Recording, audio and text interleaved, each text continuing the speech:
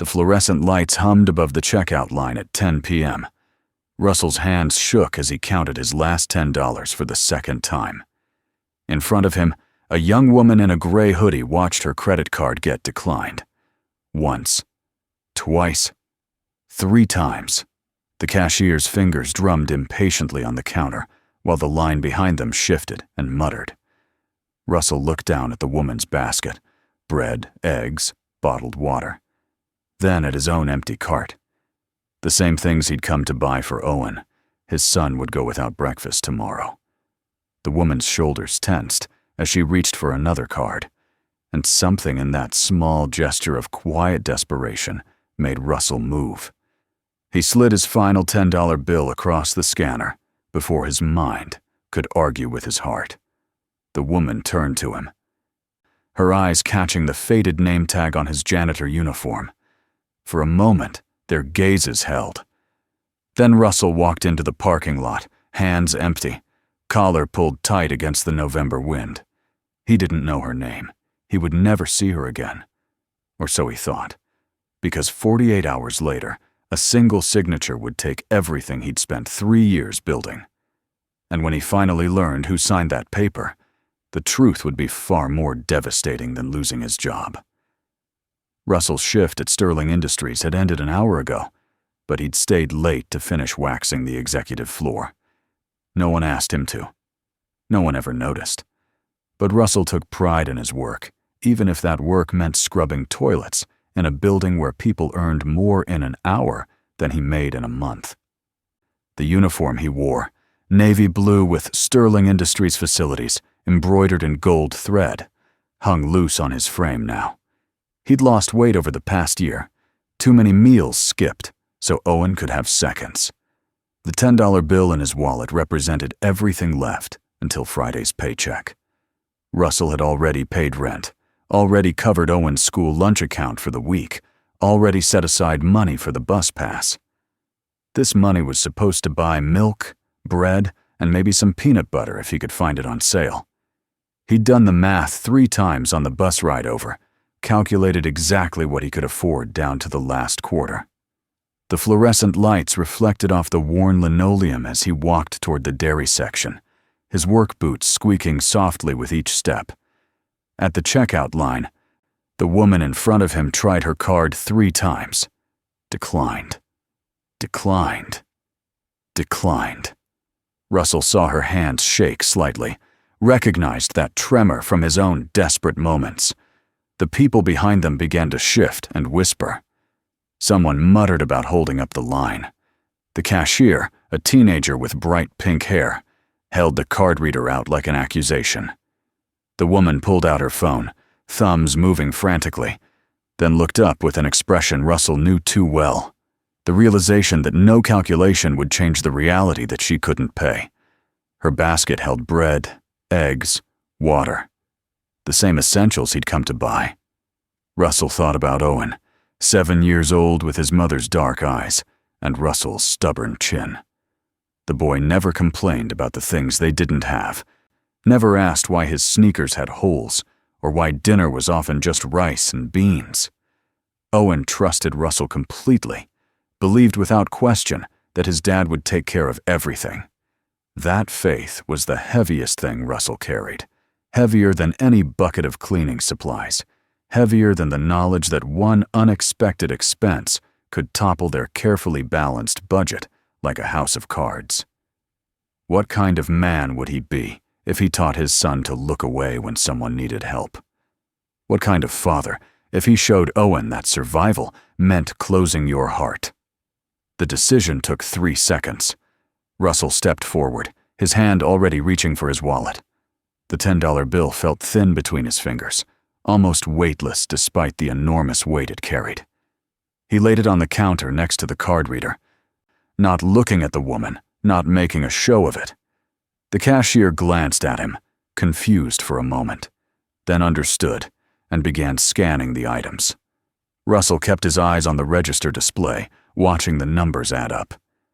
When the transaction finished, when her items were bagged and the receipt printed, the woman turned to face him fully. Her eyes were green, he noticed, and currently filled with a mixture of gratitude and something else he couldn't quite identify. She started to speak, but Russell was already backing away, already leaving, because if she said anything kind right now, he might break down right here in aisle 3. The parking lot was nearly empty, just a few scattered cars under the yellow streetlights. November wind cut through Russell's thin jacket as he walked toward the bus stop.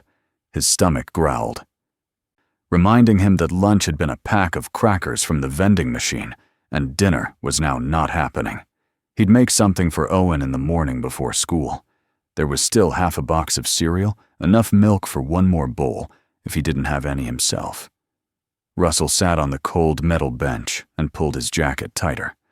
The number 17 wouldn't come for another 20 minutes.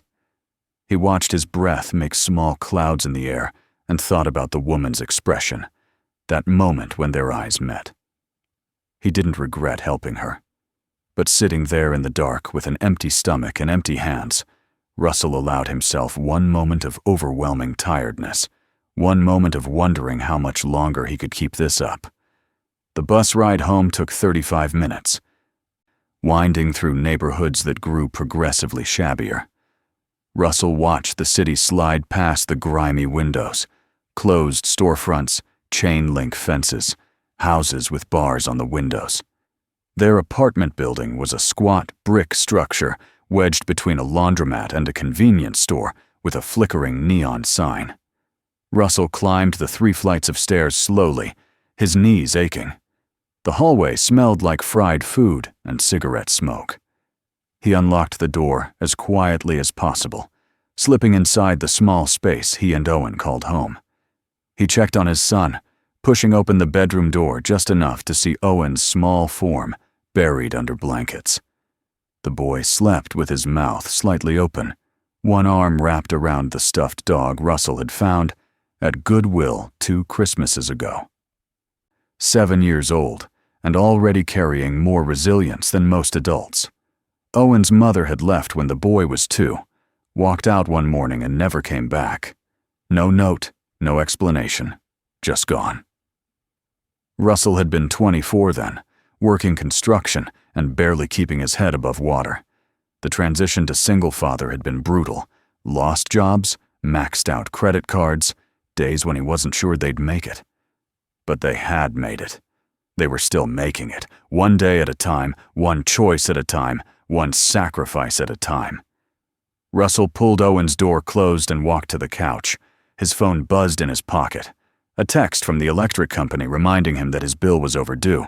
He deleted it without reading the whole thing. Tomorrow he'd figure it out. Tomorrow he'd make calls, negotiate extensions, maybe pick up an extra shift. Tonight he just needed to close his eyes and stop thinking about money, about food, about the $10 that was gone, and the breakfast Owen wouldn't have, and the woman in the grocery store whose face he could still see when he blinked. Russell fell asleep on the couch, still in his uniform, work boots unlaced, but still on his feet, dreaming of nothing at all. Thursday morning arrived gray and cold, the kind of November day that promised rain but never quite delivered. Russell woke at 5:30 to his phone alarm, his neck stiff from sleeping on the couch. He made Owen breakfast from what remained in the cabinets, a bowl of cereal with water instead of milk, a banana that was more brown than yellow, a slice of toast with margarine. Owen ate without complaint, chattering about a project due in art class. And Russell listened while mentally calculating how many days until payday. 2 more shifts, 48 hours. He could make 48 hours work. The email was waiting when Russell checked his work account at 7:15, still on the bus to Sterling Industries. He didn't check it often. Most communication came through his supervisor, but company policy required all employees to review their email daily.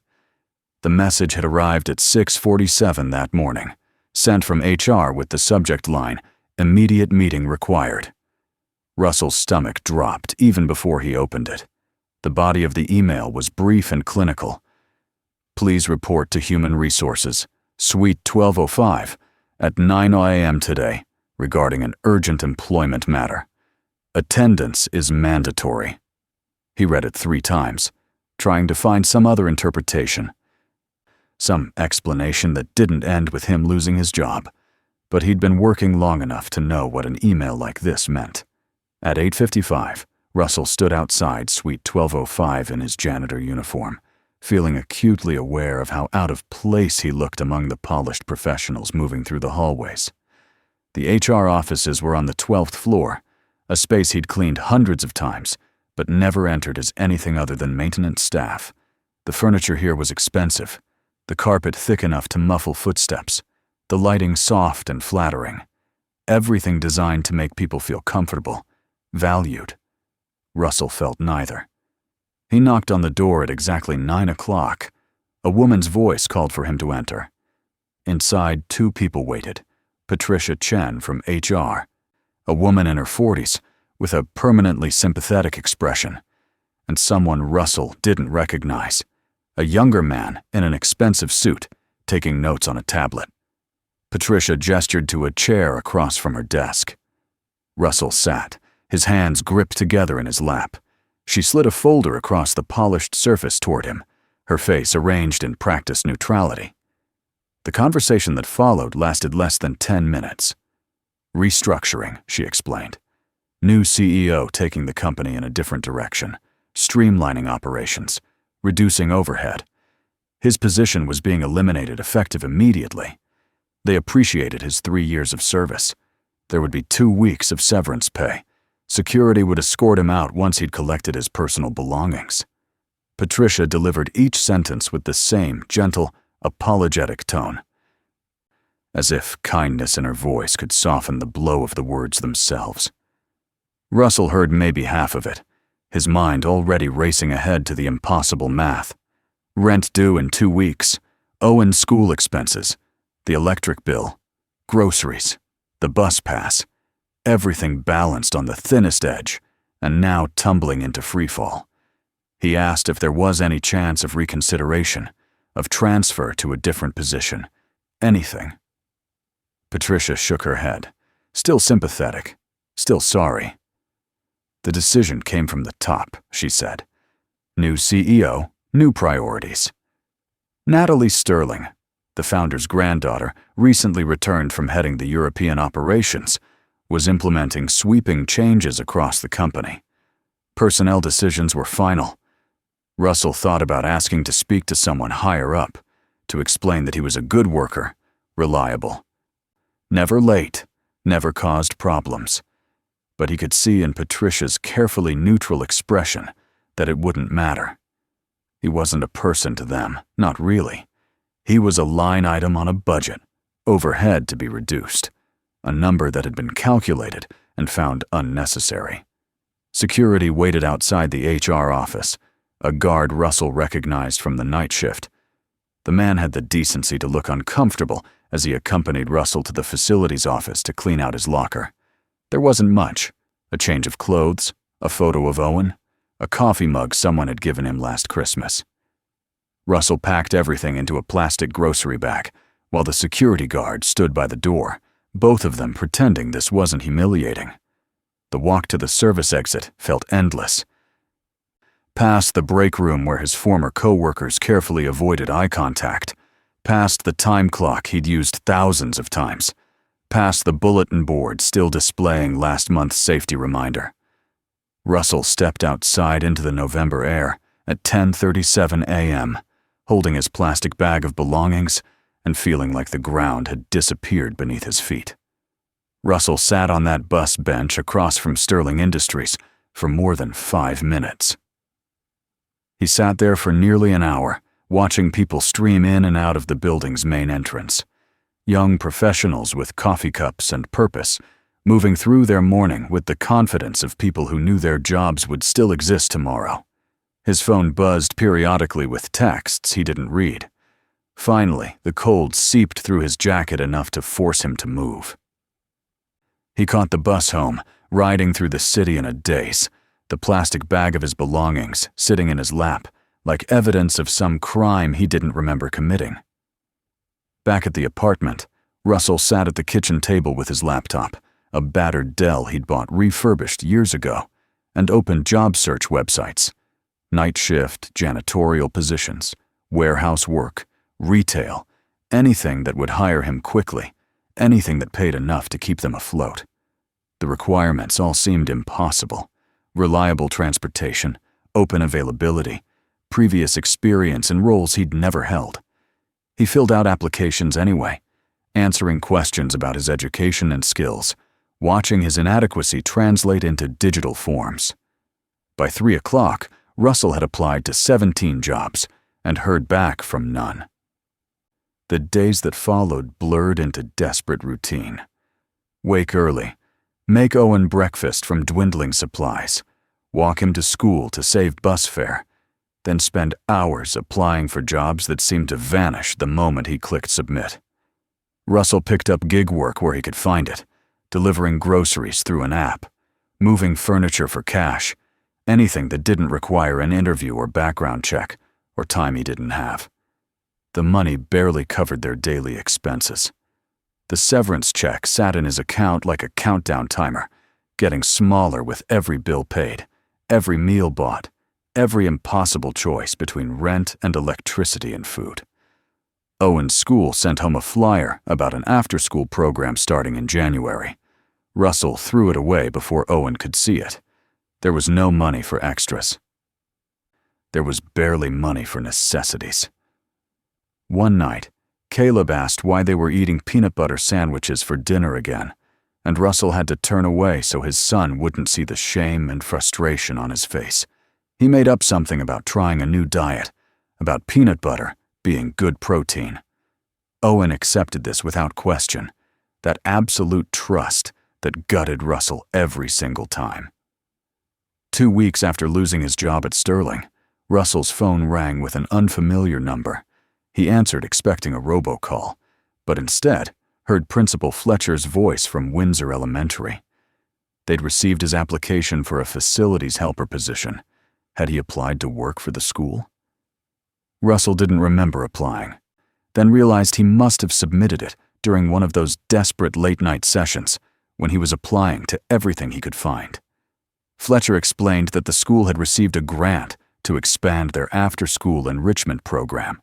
They needed someone to set up activity stations, supervise playground equipment, help with basic maintenance during the program hours. 20 hours a week at $15 an hour. It wasn't much, but Owen could attend the program for free while Russell worked. The interview took place 2 days later in Fletcher's cramped office, which smelled like old books and lemon cleaner. Fletcher was a woman in her 50s, with kind eyes and sensible shoes, the kind of person who'd probably gone into education because she actually cared about kids. She asked about his previous experience, his availability, his son. She didn't ask why he'd left Sterling Industries, and Russell was pathetically grateful for that small mercy. When she offered him the position before he'd even stood to leave, Russell had to focus on keeping his voice steady as he thanked her. $300 a week. Not enough to replace what he'd lost, but enough to maybe make rent, maybe keep the lights on, maybe feed Owen while he kept searching for something better. The orientation fell on a Monday, 4 weeks after his termination. The location made Russell's stomach twist, Sterling Industries headquarters, because the company sponsored the program. Going back to that building felt cruel, but he needed this job. The presentation droned on about community outreach, while Russell sat rigid in the back, trying not to think about the maintenance closet 3 floors down. A printed program mentioned a site visit from CEO Natalie Sterling in mid-December. Russell felt anger rise hot. The woman who'd fired him would smile for cameras while pretending to care about the same community her cuts had damaged. The first week of the program passed smoothly. Russell was good at this work, and Owen thrived. Then came the Tuesday email. CEO visit this Thursday. Professional dress required. Russell would have to smile and nod, while the woman who destroyed his stability took credit for charity funded by poverty wages. But he needed this job. He'd endure it. Thursday arrived cold and bright. At 2:30, Principal Fletcher's voice announced the CEO's arrival. Russell kept his back turned, organizing equipment in the storage closet. trying to make himself invisible the way he'd learned to do in his years of janitorial work. He heard Fletcher's voice growing closer, offering a tour, gesturing toward different activity stations. Russell closed his eyes briefly, steeling himself, then turned around to grab a stack of soccer balls, and froze completely. Walking across the gymnasium floor, surrounded by administrators and assistants taking notes, was the woman from the grocery store. Same green eyes, same dark hair, though styled professionally now and paired with a charcoal suit that probably cost more than Russell's monthly rent. But unmistakably, impossibly, the same person. Russell's mind went blank, then raced to catch up. This was Natalie Sterling, the CEO, the woman whose signature had ended his employment. The stranger whose declined credit cards he'd covered with his last $10, while his son went without breakfast. Their eyes met across the crowded space. Russell watched recognition flash across her face like lightning, watched her steps falter mid-stride, watched the carefully maintained CEO composure crack for just a second before she caught herself. Principal Fletcher was still talking, gesturing enthusiastically toward the art station where students were painting, but Natalie Sterling wasn't listening anymore. She was staring at Russell with an expression that cycled through surprise, confusion, and something that might have been guilt. The moment stretched impossibly long, the gymnasium noise fading to background static. Owen's voice cut through the tension like a bell. "Dad, Dad, come see what I made!" His son's excited shout from across the room, completely unaware of the hurricane happening in the silence between his father and the woman in the expensive suit. Russell's paralysis broke. He had to move, had to respond, had to be a father before he was anything else. He started toward Owen, but Principal Fletcher was already calling his name, already gesturing him over with an oblivious smile. "Miss Sterling, this is Russell Jenkins, our facilities coordinator. Absolutely wonderful with the children. His son Owen is in the program too." Russell had no choice. He walked toward the group, toward Natalie Sterling, feeling like he was moving through deep water. Every step took forever, and no time at all. Up close, the recognition was even more jarring. This was definitely the woman who'd fumbled with her wallet at the grocery store, whose hands had shaken with the same desperate tremor Russell knew intimately. But this version was armored in expensive clothes and professional bearing, surrounded by people whose entire job was to smooth her path and shield her from inconvenience. Natalie said something quiet to the aide beside her, some instruction Russell couldn't hear. Then she turned to Fletcher with a smile that didn't quite reach her eyes. "Principal Fletcher, could I speak with Mr. Jenkins privately for a moment? Just a few minutes to discuss some facility logistics." Her voice was steady, professional, giving nothing away. Fletcher looked surprised but pleased. Of course, the CEO wanted to discuss facilities. That made perfect sense. Within seconds, she was ushering the other administrators away, leaving Russell standing alone with Natalie Sterling in a corner of the gymnasium, while 24 children played and 15 staff members pretended not to watch. Natalie spoke first, her voice lower than Russell expected, less certain than the confident CEO tone she'd used with Fletcher. "The grocery store, 3 weeks ago, Tuesday night, around 10. Not a question, a statement seeking confirmation. Russell nodded, not trusting his voice yet. Natalie's hands twisted together briefly before she seemed to realize what she was doing, and forced them still. "I wanted to find you. After. To thank you properly, to pay you back. But you were gone before I could even ask your name. I didn't know you worked here. I didn't know." She stopped, seemed to recalibrate. "You work here now. In this program." Russell found his voice, though it came out rougher than he intended, edged with something he couldn't quite suppress. "I work here now. I used to work at Sterling Industries. Until 4 weeks ago. until you restructured my position out of existence." The words hung between them, each one weighted with everything he'd been through since that day in the HR office. Natalie's face went very still, the kind of stillness that came before something broke. She pulled out her phone, fingers moving quickly across the screen, scrolling through something with increasing tension in her jaw. When she looked back up at Russell, there was something raw in her expression that hadn't been there before. Russell Jenkins, facility staff, night shift, 3 years of service, perfect performance record. Let go during the November restructuring, one of 43 positions eliminated in that round. She was reading from the screen, but her voice had changed, lost some of that professional polish, and gained something more human underneath. "You were employee number," she scrolled further, 847. "Last hired, first fired criteria. Recommended for termination by HR Analytics. Approved by Executive Committee." She looked up. "By me." 43, Russell repeated, tasting the bitterness of the number. He'd thought maybe it was just him, or a handful of unlucky people. But 43 families affected by decisions made in conference rooms by people who never saw their faces. Natalie seemed to hear something in his tone, because her expression shifted. "I didn't make those decisions individually. HR provided me with recommendations based on budgetary needs and departmental efficiency metrics. I approved the overall headcount reduction, but I never saw individual names, never looked at performance reviews. I didn't know." She stopped herself, seeming to realize how that sounded. "That's not an excuse. I should have known. I should have reviewed every single name and understood what those numbers represented. That's on me." The gymnasium felt too small suddenly, too crowded despite the space. Russell was aware of Owen somewhere behind him, probably still building with blocks, blissfully ignorant of the fact that his father was standing 3 feet away from the woman who'd pushed their lives to the edge of catastrophe.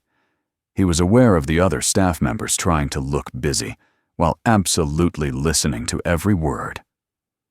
He was aware that he should probably walk away from this conversation, should protect his new job by not confronting the CEO of the company that funded this entire program. But 4 weeks of anger and fear and bone-deep exhaustion were rising up in his throat, and he couldn't quite push them back down. "The night I helped you at the grocery store," Russell said, keeping his voice low, but letting every ounce of what he felt seep into the words. "That was my last $10. I'd already paid rent for the month, already covered Owen's school lunch account, already set aside money for my bus pass. That $10 was supposed to buy food for both of us for the next 3 days until my paycheck came. I gave it to you because you looked like you needed help, because I thought that's what you do when someone's struggling. I walked out of that store with nothing, went home, went to bed hungry, and 48 hours later, your signature fired me from a job I'd worked at for 3 years without a single complaint." Natalie flinched like he'd struck her, actually took a small step backward. Good, some petty part of Russell thought. Let her feel 1% of what these past 4 weeks have been. But the larger part of him, the part that had learned to survive by controlling his emotions and thinking practically, was already regretting the outburst. She could destroy this job just as easily as she'd destroyed the last one.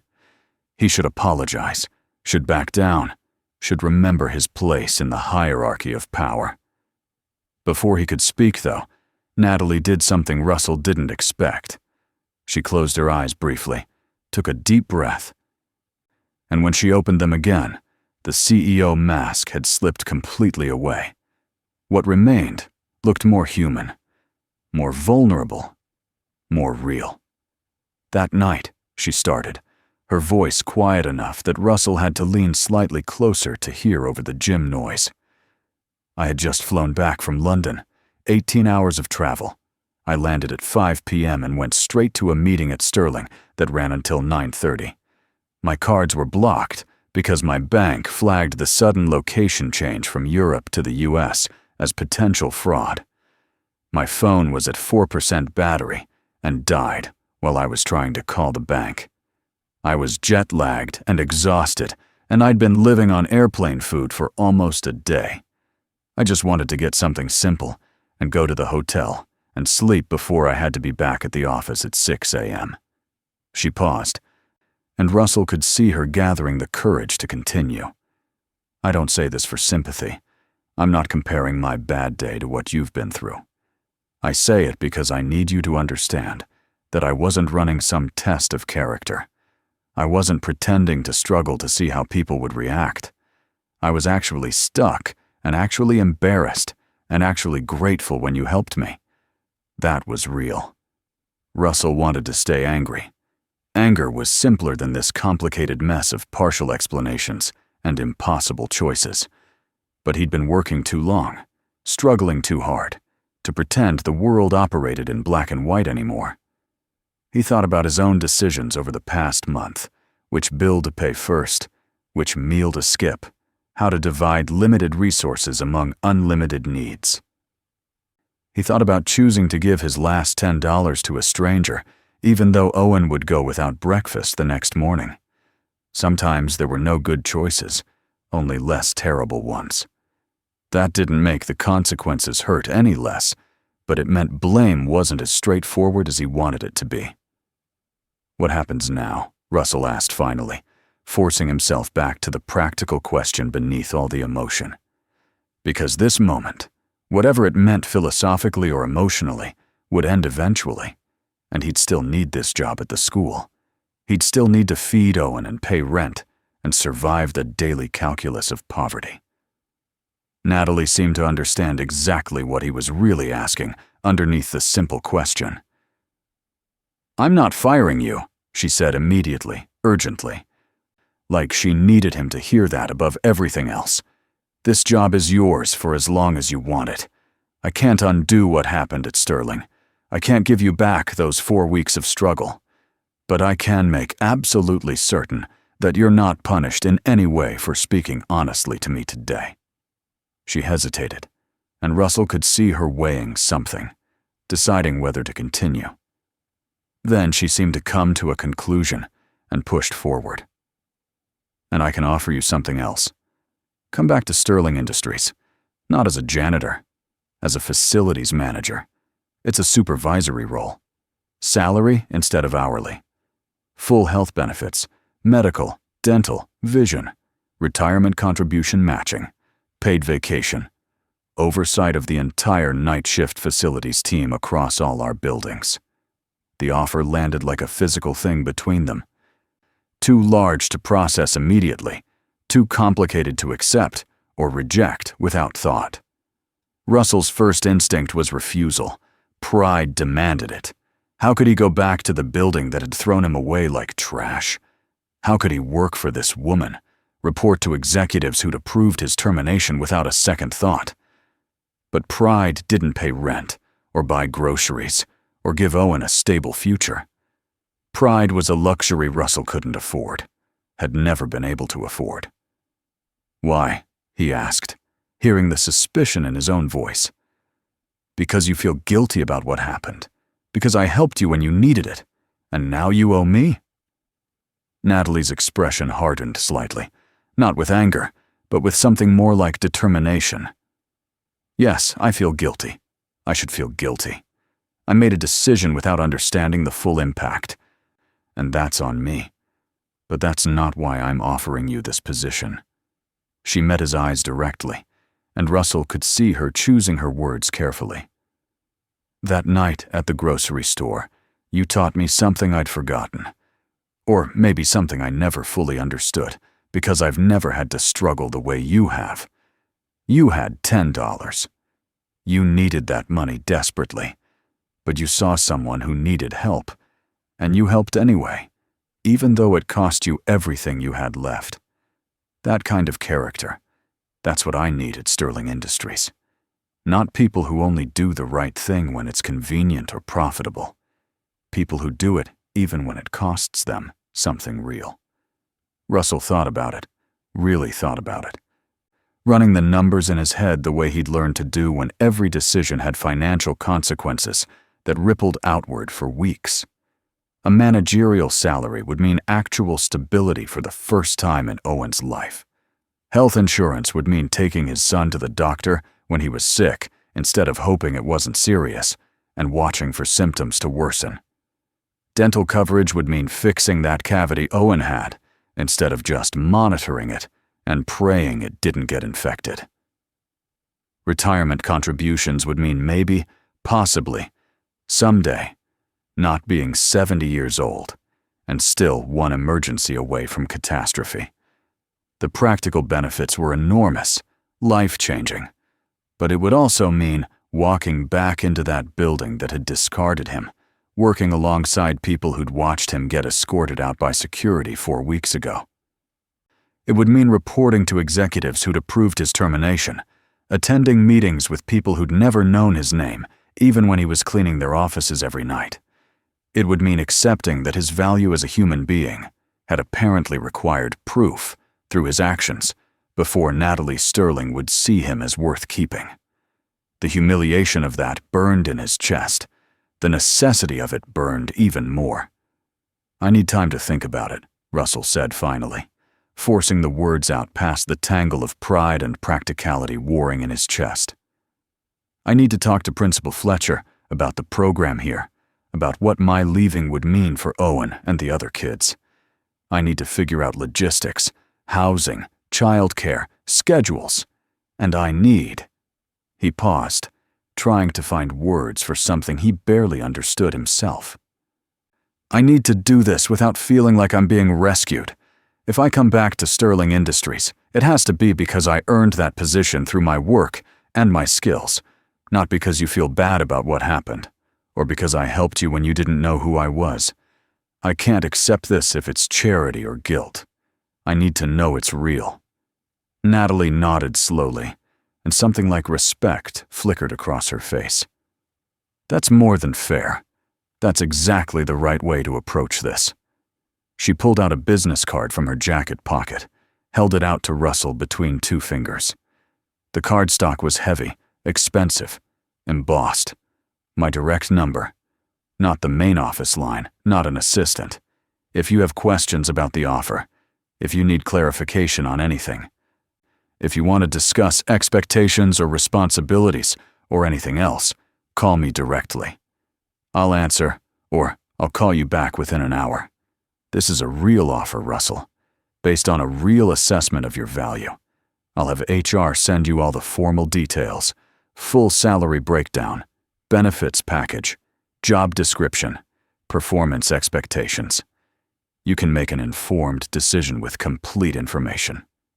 Russell took the card, the expensive cardstock smooth between his calloused fingers. Natalie Sterling, Chief Executive Officer, Sterling Industries. Below that, a phone number and email address printed in understated gray text.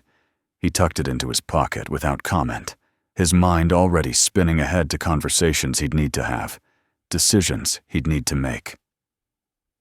The careful weighing of every option against every other option that had become second nature over years of having no margin for error. Around them, the gymnasium had gradually returned to normal activity levels, the staff having apparently decided that whatever drama they'd been hoping for wasn't going to materialize. Owen appeared suddenly at Russell's elbow, tugging on his arm with the determination of a 7-year-old who'd been patient long enough. Dad, you have to come see this right now. We built an entire city with the blocks and it has roads and everything." Natalie addressed Owen directly, crouching to be at his eye level. "An entire city? That sounds incredibly impressive. What kind of buildings did you include?" Owen launched into an enthusiastic explanation involving far more hand gestures than words. Natalie listened with genuine interest, asking questions that made Owen think harder about his construction choices. When Owen ran back to his friends, Natalie stood and turned to Russell one final time. "I meant what I said, about the job, about not pushing. Your decision, your terms. Whatever you choose, I'll respect it." She extended her hand. Russell took it, feeling unexpected calluses. She saw his reaction. "I spent my 20s working my way up at Sterling. Started in the warehouse. My grandfather didn't believe in nepotism. You earned your position, or you didn't get one." She released his hand. "I forgot that climbing to the executive suite. Thank you for the reminder." She walked away then, rejoining her entourage. Russell stood alone, feeling like he'd survived a hurricane only he had experienced. His phone buzzed. An email from Sterling Industries HR. Job offer letter attached. Russell didn't open it. Not yet. He needed time to think, to process, to figure out how to make a decision this enormous with all its complicated layers. That night, after Owen was asleep, Russell sat at the kitchen table with his laptop open to the job offer. Director of Facilities Management. Base salary of $58,000 annually. Full health benefits. Dental. Vision. 4 weeks paid vacation. Retirement match up to 6%. The numbers swam before his eyes. This was more than double what he'd been making as a janitor. This was enough to move to a better apartment. Enough to buy Owen new shoes when he needed them instead of duct taping the old ones. Enough to keep the heat above 60 degrees in winter. This was enough to stop drowning and start breathing. But taking it meant something complicated. It meant walking back into Sterling Industries not as invisible maintenance staff, but as management.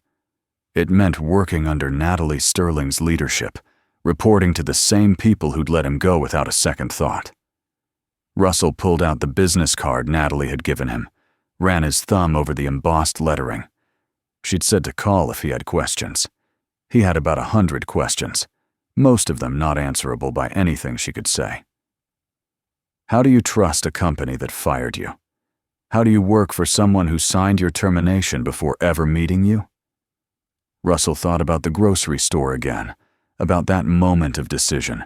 He'd given his last $10 because it was the right thing to do.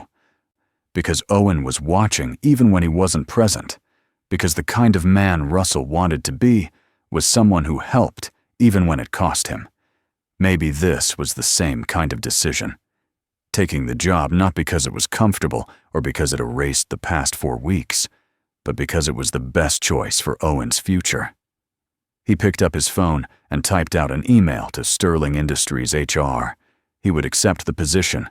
He could start in 2 weeks, after giving proper notice to Principal Fletcher. He listed his requirements: final approval of the offer letter terms, clarification on the reporting structure, confirmation that this was permanent with the same probationary period as any other new hire. He wanted no special treatment. The email sat in his drafts folder for 10 minutes, while Russell read and reread it. Finally, he hit send. The response came the next morning. HR confirmed all his requirements. Start date set for 2 weeks from Monday. A separate email arrived from Natalie Sterling's office, brief and direct. Thank you for your decision. Looking forward to working with you.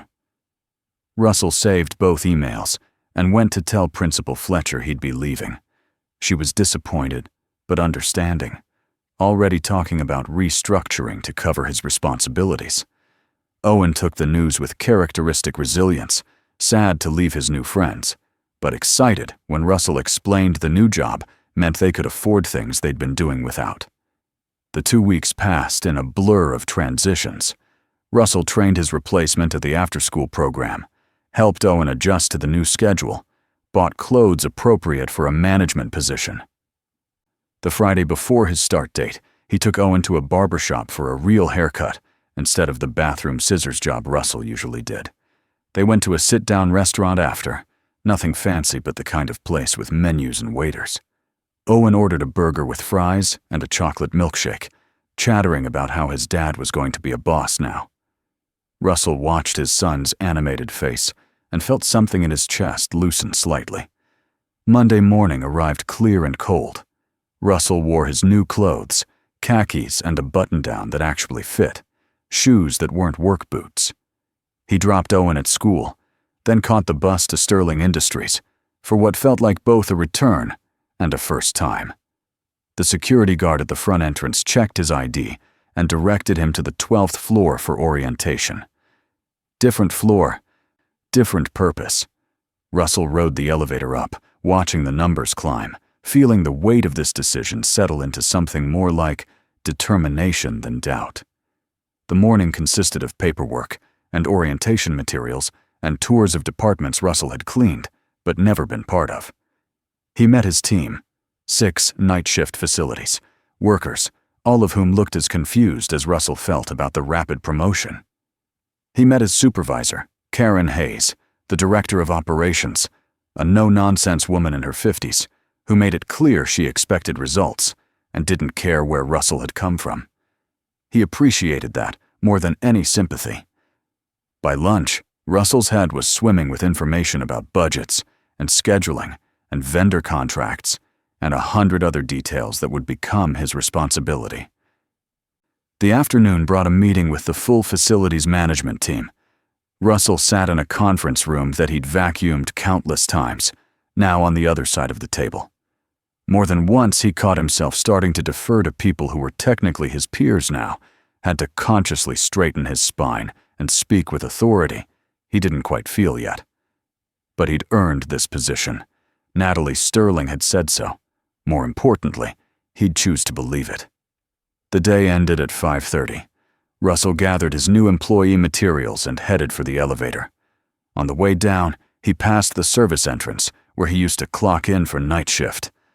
Different life. Same building. The first week passed in controlled chaos of learning curves and adjustment. Russell discovered he was good at managing people, good at seeing inefficiencies and proposing solutions. His team responded well to having a supervisor who'd done their job, who understood the challenges.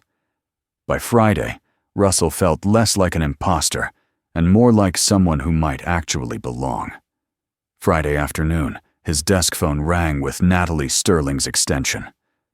"Mr. Jenkins, do you have a few minutes? I'd like to see you in my office if you're available."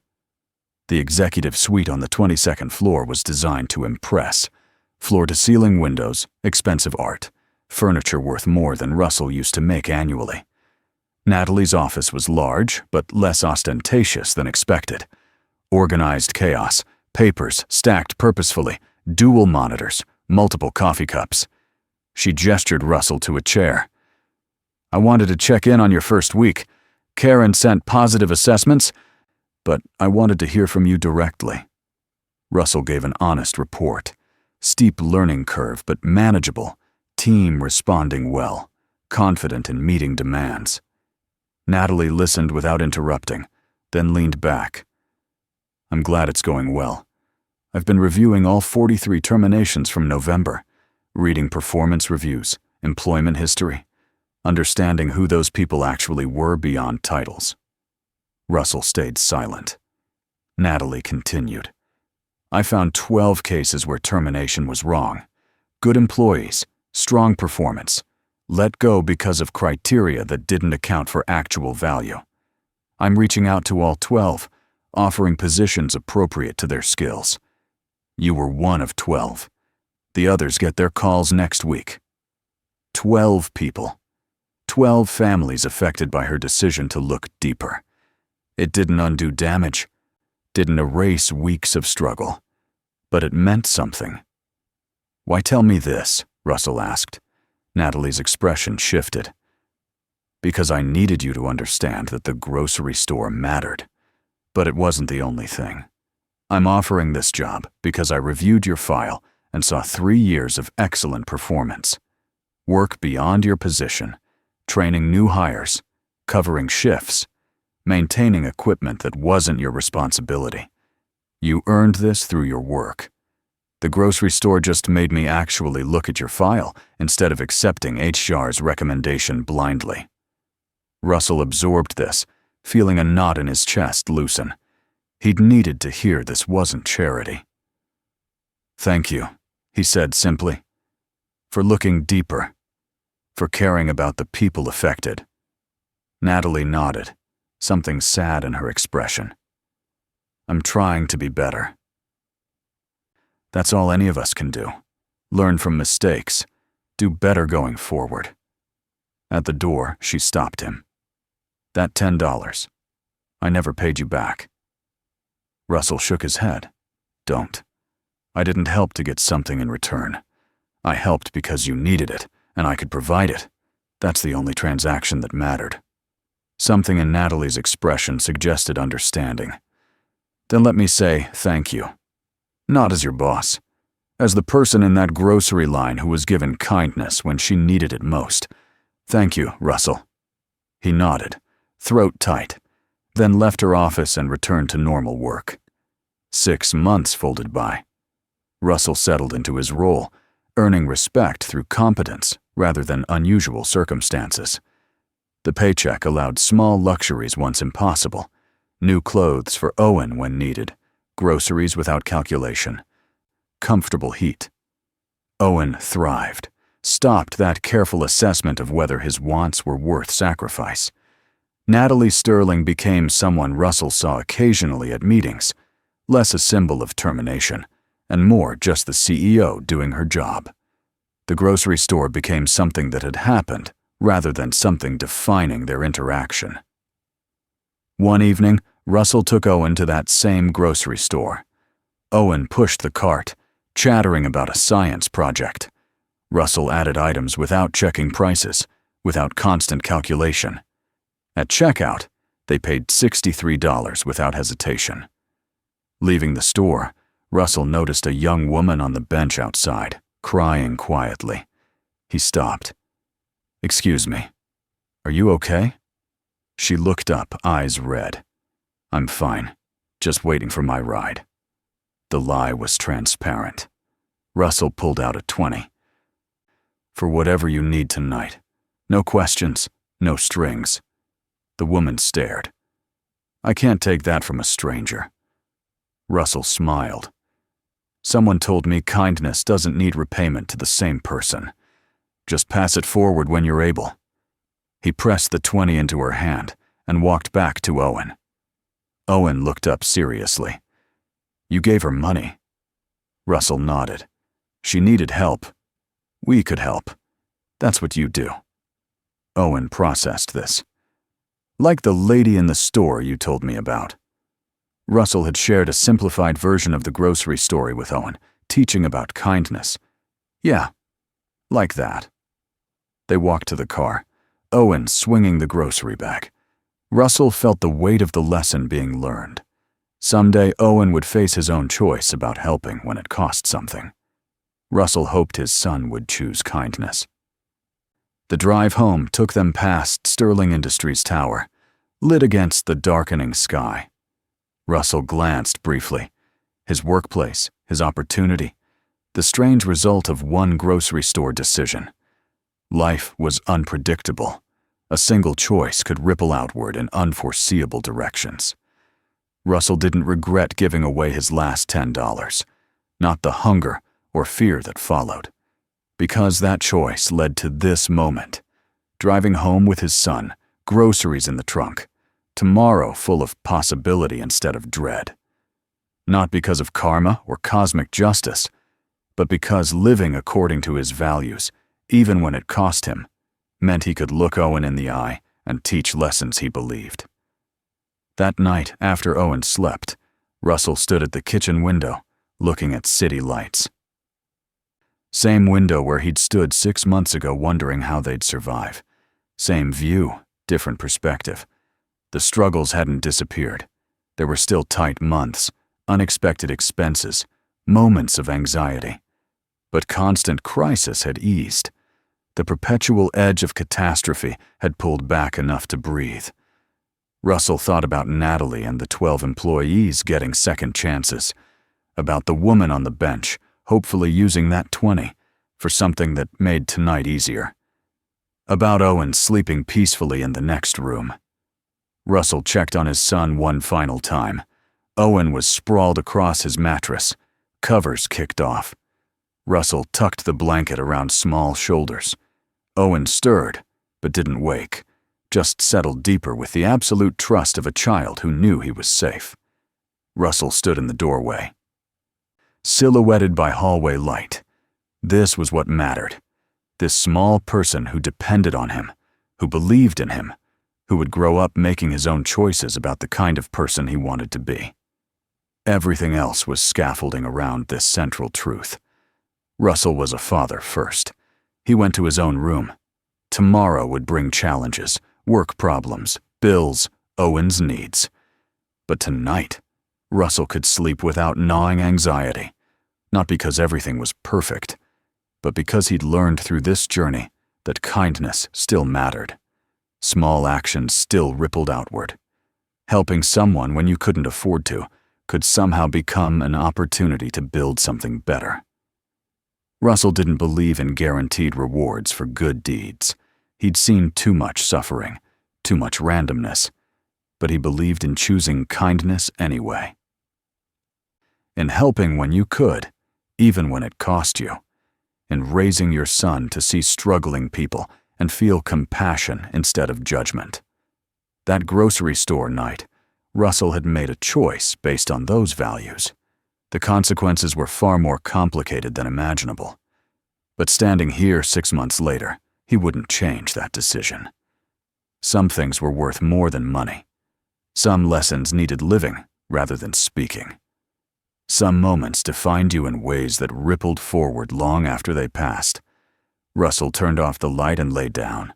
Tomorrow he'd wake early, make breakfast, get Owen ready, go to Sterling and manage his team and solve problems. But tonight, in the darkness, Russell felt something like peace, not happiness or satisfaction, but the sense that he'd navigated impossible circumstances and emerged not unchanged, but not broken. Stronger, in ways having nothing to do with money or position. The grocery store had changed his life, not through magic or karma, but through complicated reality of human connection and second chances and powerful people who chose to look deeper when they could have looked away. Natalie had given him opportunity, but Russell was doing the work, earning his position, proving he belonged. The help mattered. What you did with help mattered more.